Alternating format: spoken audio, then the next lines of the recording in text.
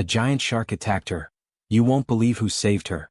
I have the dream of reaching 1,000 subscribers by the end of this month. Subscribe and be part of this dream too. Thank you. Have an amazing story. Chapter 1, The Splash in the Shadow. Emily had always found peace in the ocean. That afternoon she anchored her small boat near the quiet cove, a place she had visited countless times. With her golden retriever Max lying under the sunshade, tongue out and eyes sleepy, she smiled, stood up, and dove into the glistening water. The sea was warm and calm, and she floated effortlessly, unaware that below her, danger stirred. Something massive shifted in the deep, rising steadily. Then, without warning, the peace shattered. An enormous shadow sliced through the water beneath her. She heard the splash before she saw it, a thick, sharp dorsal fin breaking the surface just meters away. Her heart froze. She had seen sharks on TV, but this was different. This was real. The shark circled once, then surged toward her with terrifying speed. Emily screamed, thrashing toward the boat. Max stood now, barking furiously at the edge. But she knew she wouldn't make it. The distance was too far. Her legs burned, her lungs screamed, and the beast was closing in. The ocean that once brought her peace now promised her death. Then it happened. Max leapt. Without hesitation, the dog launched off the boat and into the water with a mighty splash. He swam like he had never swum before, cutting through the waves, barking with primal force. The shark slowed, confused by the sudden movement. Max didn't stop. He swam straight toward Emily, placing himself between her and the predator. He growled underwater, biting at the waves as if trying to scare off the monster. The shark paused, veering off just slightly, its eyes now watching both woman and dog. Emily reached for Max, sobbing as she grabbed his soaked fur. He paddled beside her as she fought toward the boat, the shark still circling but now keeping its distance. She could feel Max trembling, not from fear, but from instinct and devotion. When they finally reached the edge of the boat, she pushed Max up first, using the last of her strength to follow. Both collapsed on the deck, dripping and gasping. The shark made one last pass beside the boat, then disappeared into the depths. Emily hugged Max tightly. Her life had been saved, not by a weapon, not by a lifeguard, but by her best friend. Chapter 2, The Aftershock. Emily's hands wouldn't stop shaking. Her heart still pounded as she wrapped a towel around Max and cradled his wet, trembling body. The engine of the boat sputtered to life, and she steered back toward the marina, barely able to focus. Every few seconds, her eyes darted back to the water, expecting to see the fin again. Max sat close, his eyes alert, ears perked, as if he too was watching for another sign of the predator. The silence between them was heavy, shared fear, shared survival. Emily whispered, "You saved me," and Max leaned his head into her chest. Back on land, Emily rushed into the local veterinary clinic with Max still in her arms. Dr. Reyes, the town vet, immediately noticed the torn skin on Max's leg, a deep gash likely from the shark's tail or a sharp reef during the chaos. "He's lucky," Dr. Reyes said. "Whatever happened out there, he didn't run. He defended." Emily nodded, eyes filled with tears. "He jumped in. He didn't think twice." As Max was cleaned and stitched up, Emily sat beside him, the weight of the day finally hitting her. She realized how close she had come to death, and how her dog had refused to let it happen. Word of Max's bravery spread quickly through the town. Neighbors came by with treats, gifts, and questions. News crews called. A local paper ran the headline, "Dog leaps into shark-infested waters to save owner." But Emily wasn't seeking attention. She wanted quiet. She wanted healing. And most of all, she wanted Max by her side. That night, as she lay in bed, Max curled at her feet, whimpering softly in his sleep. She reached down and whispered, "You're my hero." She didn't sleep much. Every time she closed her eyes, she saw the shark, the black water, and Max diving in. Over the following days, Emily avoided the ocean. Even walking along the shore sent chills through her body. But Max seemed different, more protective, more alert. He followed her every step, his eyes scanning the horizon as if waiting for another threat. Dr. Reyes had said dogs sometimes remember trauma just like humans. Emily believed it. Max wasn't just her dog now. He was her guardian. And even though the attack was over, both of them knew something had changed forever in that water. And neither of them would ever be the same. Chapter 3, The Return to the Water. A week passed before Emily dared to return to the water. She didn't plan to swim, just to sit by the boat and watch the waves. The ocean that had once brought her peace now felt like a stranger, unpredictable and cruel. Max walked beside her, his stitches healing but his demeanor unchanged. He stopped at the edge of the dock and sat silently, eyes locked on the vast blue. Emily sighed. "I need to face it," she whispered. "We both do." She stepped onto the boat, unsure whether it was courage or foolishness that guided her. Out in the bay, the same cove looked unchanged. The water was still. The sun shimmered on the surface like nothing had happened. Emily sat on the edge of the boat, dangling her feet. Max remained on deck, this time more alert than ever. She dipped her hand into the sea, breathing through her anxiety. Every splash made her flinch. Her mind replayed that day, the fin, the scream, the leap. But she also remembered Max's eyes, the way he dove in without hesitation. That memory gave her strength. "You're why I'm here," she said to him softly. Then, in the distance, a splash. It wasn't large, but it was enough. Emily froze. Max stood and barked once, low and deep. Her body tensed. The water ahead rippled unnaturally and her breath caught. This wasn't imagination. Something was moving beneath the surface. She backed away slowly and pulled Max closer. A dark shadow appeared, then quickly disappeared again. She grabbed the emergency radio and whispered into it, heart pounding, "I think it's back." The Coast Guard responded immediately, promising to dispatch a patrol. But deep down, Emily knew they were still being watched. As they waited, Max sat at the bow, growling softly into the breeze. Emily kept her eyes on the water, refusing to blink. The boat rocked gently, but the peace had vanished. She realized this wasn't over. The shark hadn't just been a one-time threat, it had claimed this space. And now, every ripple would bring back fear. But Emily wasn't ready to surrender the sea she loved. Not yet. Not while she had Max beside her. "If it comes again," she whispered, placing her hand on his head, "we face it together." Chapter 4, Eyes Beneath the Surface. The Coast Guard arrived quickly, scanning the water with drones and sonar equipment.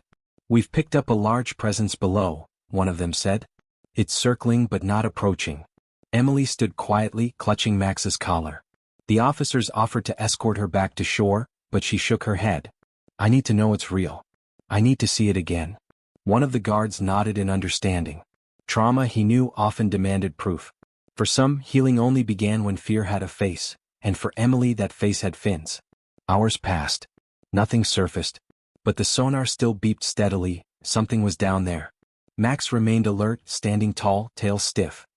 "He knows," Emily whispered. She remembered Dr. Reyes's words, how dogs can sense danger long before humans.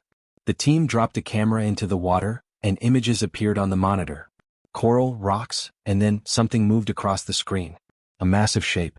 Scars on its side. A great white, unmistakable. The room went silent. It was still here. Still circling. One of the officers leaned in. "It's wounded," he noted. "Looks like it was injured, maybe during the attack." Emily's stomach turned. That meant it remembered too. The shark wasn't just lurking, it was hunting with purpose. And yet it hadn't struck again. "What?" Max growled as the image flickered. The officers pulled up the camera. "We're advising a full marine safety alert," one said. "You shouldn't return here." But Emily knew this wasn't just about risk. This was about closure. And something told her that both predator and protector were waiting for one final moment. That night, back at home, Emily sat beside Max, watching the moonlight dance on the water through her window. She couldn't sleep. Her mind raced with images of the shark, the boat, and Max's leap. Her hand rested on his thick fur. "I can't run forever," she whispered. "I need to end this." Max lifted his head as if he understood. She stood, walked to the map on her wall and marked the cove. "One last time," she said. "And this time we bring the truth to light." Chapter 5, The Final Confrontation. At sunrise, Emily prepared the boat. No tourists, no friends, just her and Max. She packed a waterproof camera, a flare gun, and Max's life vest.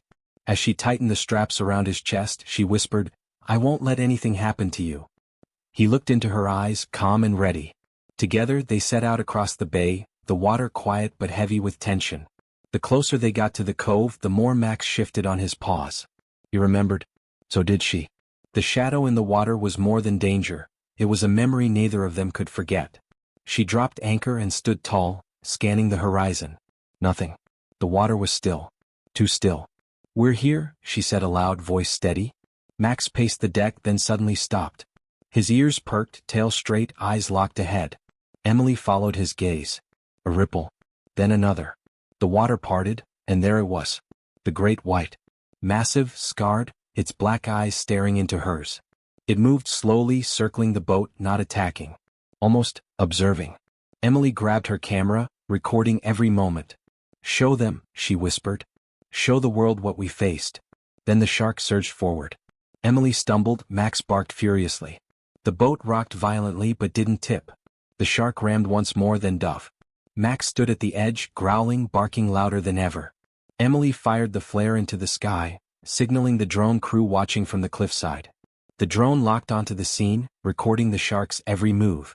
But what happened next shocked even the most seasoned observers. The shark stopped. Right below Max. They stared at each other. No sound. No movement. Just silence. Then, slowly, the shark turned and drifted into the depths. It didn't attack. It didn't charge.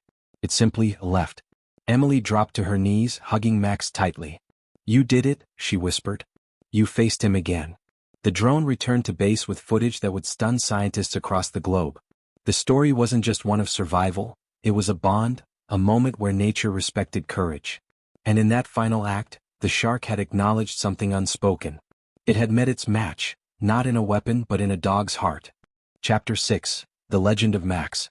Back on shore, the video went viral. Marine biologists were baffled.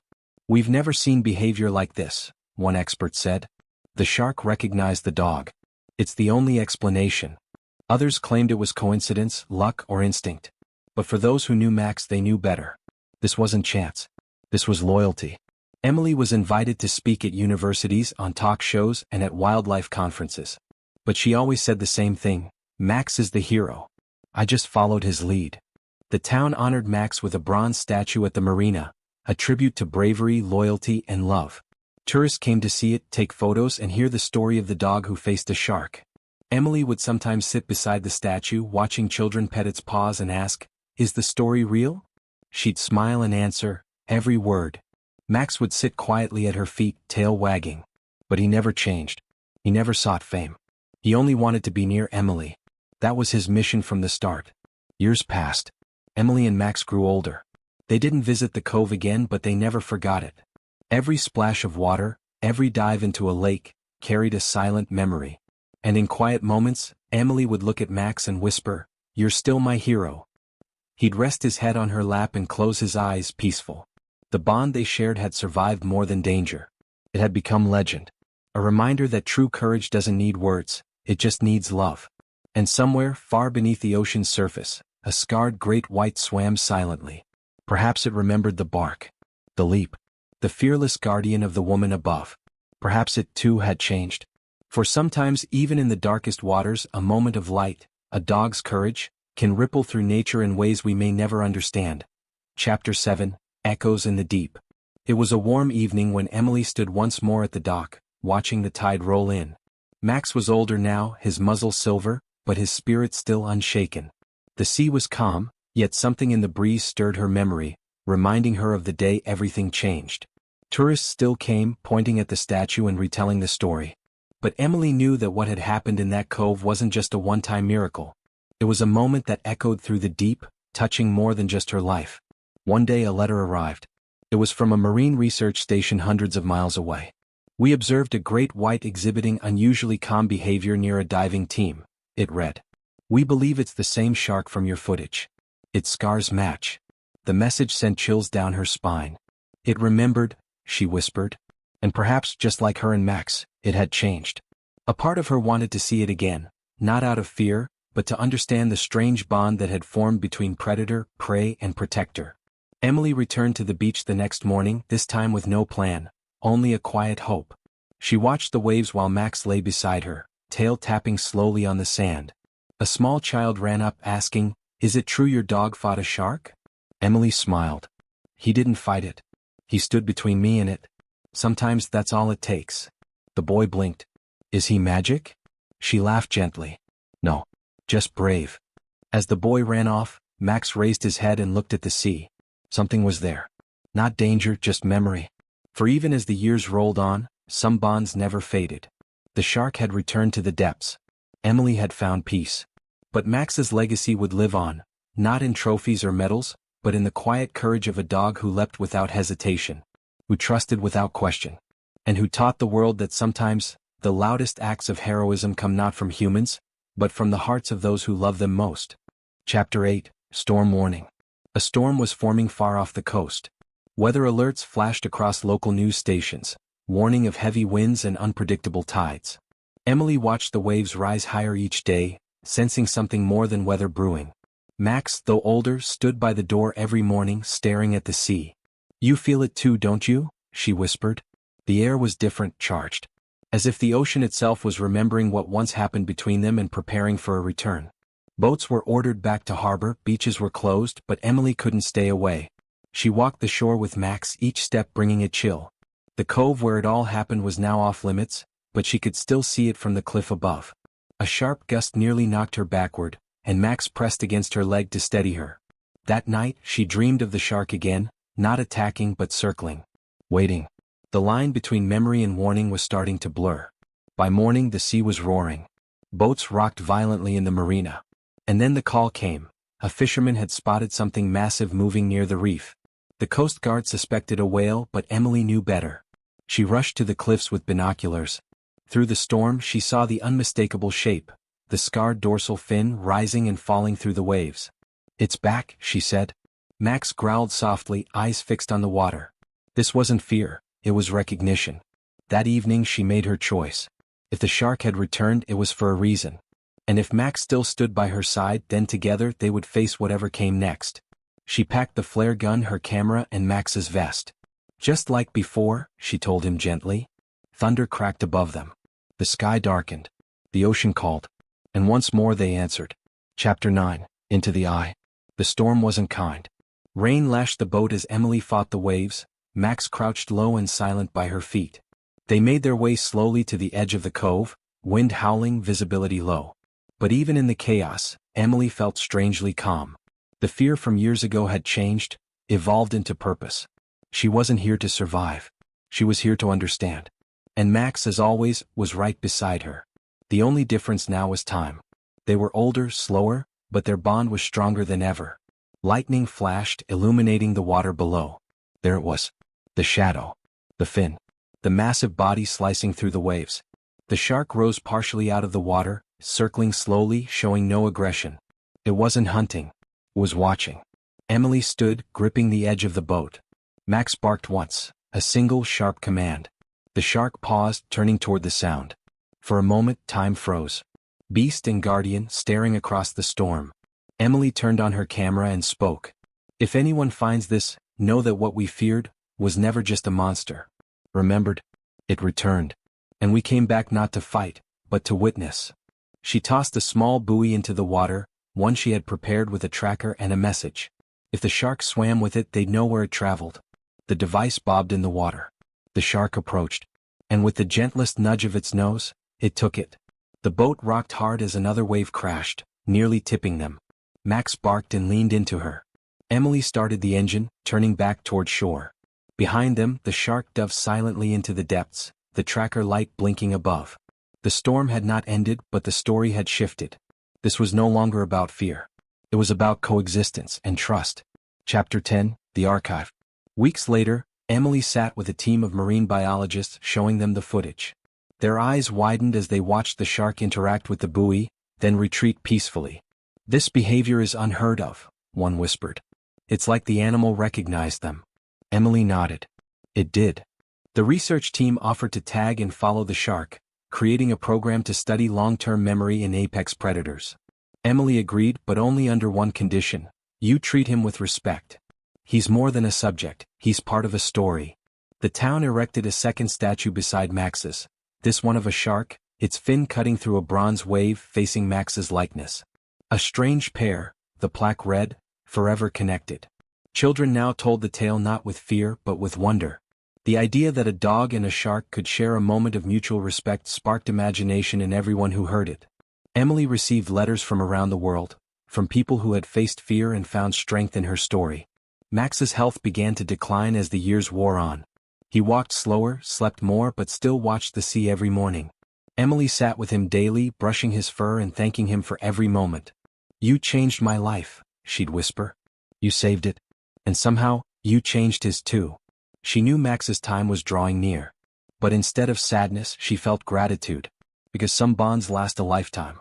Others go beyond it. The research team confirmed that the shark had migrated safely, carrying the tracker thousands of miles. It never harmed another vessel. It swam near people, then vanished calmly into the blue. Scientists had no explanation. But Emily didn't need one. She had seen it with her own eyes. And Max had seen it first. Chapter 11, Farewell Guardian. Max passed away peacefully on a sunny morning, his head resting on Emily's lap. She held him for hours, tears falling silently. The town mourned with her. Flowers surrounded the statue. Candles were lit. And on the cliffs above the sea, Emily scattered his ashes, letting the wind carry them over the waters he once protected her from. Go find him, she whispered. Wherever he is, he'll know you.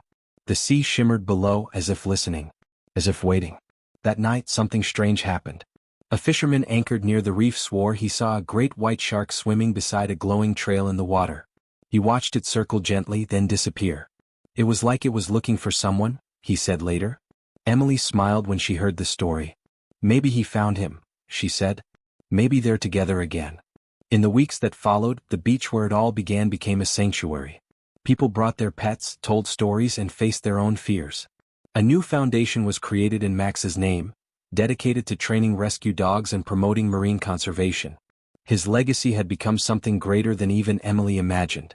She still visited the cliffs, still watched the water, still waited in silence just in case. And sometimes, on the quietest mornings, she swore she saw something silver moving just beneath the surface. Not threatening, just watching. As if the guardian and the giant below were both still there. Chapter 12, The Legacy Beneath. Years later, the tale of Max and the Great White was retold in books, documentaries, even films. But Emily never cared for fame. She only cared that the story lived on. That people remembered what courage looked like. What loyalty meant. And that sometimes, the most unlikely friendships leave the deepest mark on the world.